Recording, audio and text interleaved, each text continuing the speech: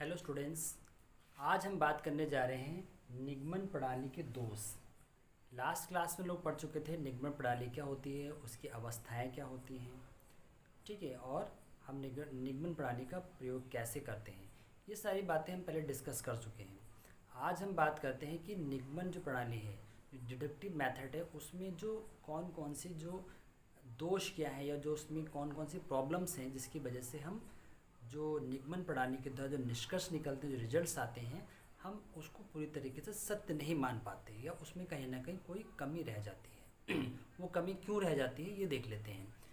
पहला है निष्कर्ष का वास्तविकता से परे होना।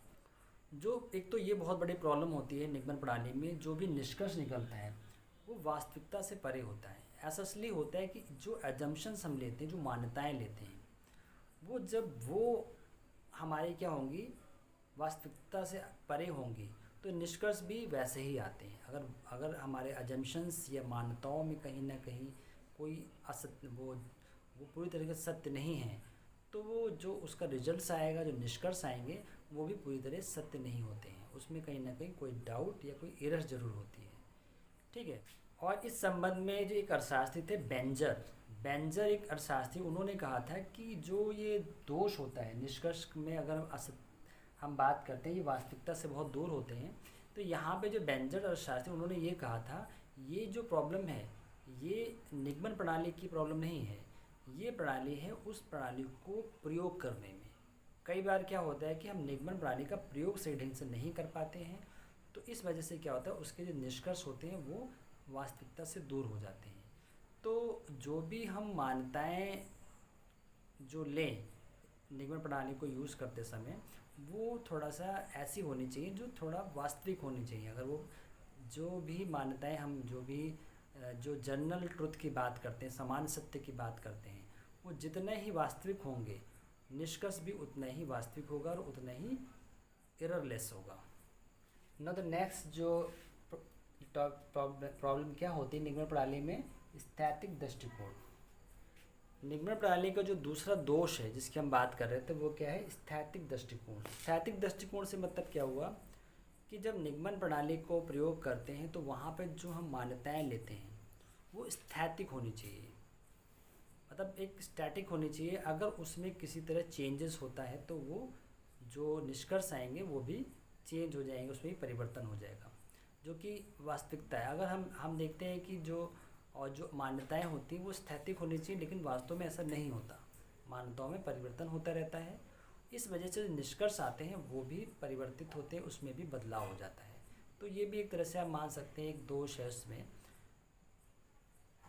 न तो नेक्स्ट क्या है, जांच का अभाव। इसमें जो भी सत्यता, जो भी निष्कर्ष निकलते हैं, उसका जो जांच होती है उसका अभाव रहता है, क्योंकि इसमें जो जांच की जाती है वो स्वयं सिद्ध जो बातें होती हैं, जो मान्यताएं होती हैं, उनके आधार पे ही एक तर्क के द्वारा इसमें जांच की जाती है, उन सत्यताओं की जांच की जाती है। लेकिन उसकी जांच करने के लिए कोई तरीका है नहीं। जो निगमन प्रणाली में जो भी सत्यता की जांच करने के लिए कोई तरीका नहीं दिया है।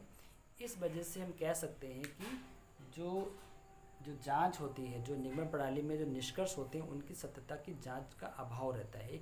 एक तरह से लोगों में इंटरेस्ट ही नहीं होता है कि वो इसकी जांच करें, तो जो भी निष्कर्ष आते हैं उनको मान लिया जाता है। इसलिए ये कहीं ना कहीं एक वास्तविकता से दूर हो जाते हैं। इसलिए यहाँ पे क्योंकि ऐसा इसलिए होता है क्योंकि जांच का अभाव, कोई ऐसा तरीका दिया नहीं गया है जो भी निष्कर्ष निकाले गए हैं उनकी किसी तरीके से जाँच हो सके। नेक्स्ट जो हमारे एक प्रॉब्लम वो क्या है, सार्वभौमिकता का अभाव। जो निगमन प्रणाली में एक बहुत बड़ी प्रॉब्लम क्या आती है कि जो इसमें जो भी हम निष्कर्ष निकालते हैं उसमें सार्वभौमिकता का अभाव होता है। सार्वभौमिकता का अभाव से मतलब क्या हुआ कि हम जानते हैं कि जो जो देश हैं, हर देश की जो सामाजिक हों, मान्यताएं हों या परंपराएं हों, राजनीतिक और टेक्नोलॉजिकल, सभी चीज़ों के आधार पर देखा तो वहाँ पे ये सब चीज़ें अलग अलग हैं। वहाँ पे परंपराएं अलग हैं हर देश की, हर देश का सामाजिक स्तर अलग है, हर देश में तकनीकी का स्तर अलग है, राजनीति का स्तर अलग है। तो देखा जाए कि जब हर देश में ये सारी चीज़ें जो अलग अलग होती हैं, तो हम सिर्फ एक अनुमान के आधार पर या स्वयं सिद्ध के आधार पर कैसे किसी निष्कर्ष पे पहुंच सकते हैं और ये कह सकते हैं कि ये सार्वभौमिक है या सभी जगह इसको मान्यता मिलेगी। जबकि सभी देशों में देखा जाए तो वहाँ के जो रहन सहन, परंपराएं, वहाँ का धार्मिक और राजनीतिक और तकनीकी स्तर सभी अलग होता है। तो हम ये नहीं कह सकते कि जो भी निष्कर्ष निकाले गए हैं वो सभी देशों में उसकी समान रूप से उसकी जो मान्यता होगी वो समान होगी।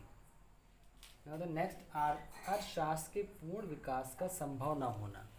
ये भी एक बहुत बड़ी समस्या है, क्योंकि जब हम निगमन प्रणाली का प्रयोग करते हैं तो यहाँ पे हम देखते हैं कि यहाँ पे अर्थशास्त्र का पूर्ण प्रयोग नहीं हो, क्योंकि इस प्रणाली की सहायता से अर्थशास्त्र के प्रत्येक पहलुओं का प्रयोग नहीं हो पाता। तो क्या होता है कि अर्थशास्त्र का पूर्ण विकास नहीं हो सकता। जब हम अर्थशास्त्र के सभी पहलुओं का प्रयोग नहीं कर रहे हैं तो हम कैसे मान लें कि जो अर्थशास्त्र है उसका पूरा विकास हो रहा है। तो ये भी एक समस्या आती है कि जो अर्थशास्त्र के जो भी सिद्धांत हैं, जो भी उसमें थ्योरीज दी गई हैं, जो भी लॉज हैं, उनका यहाँ पे पूरी तरीके से उनका प्रयोग नहीं हो पाता, क्योंकि जो सारे पहलू होते हैं अर्थशास्त्र के उनका प्रयोग नहीं होता इस प्रणाली में। तो ये भी एक बहुत बड़ा दोष है कि फिर अर्थशास्त्र का पूरी तरीके से हम विकास भी नहीं कर पाते इस प्रणाली के द्वारा।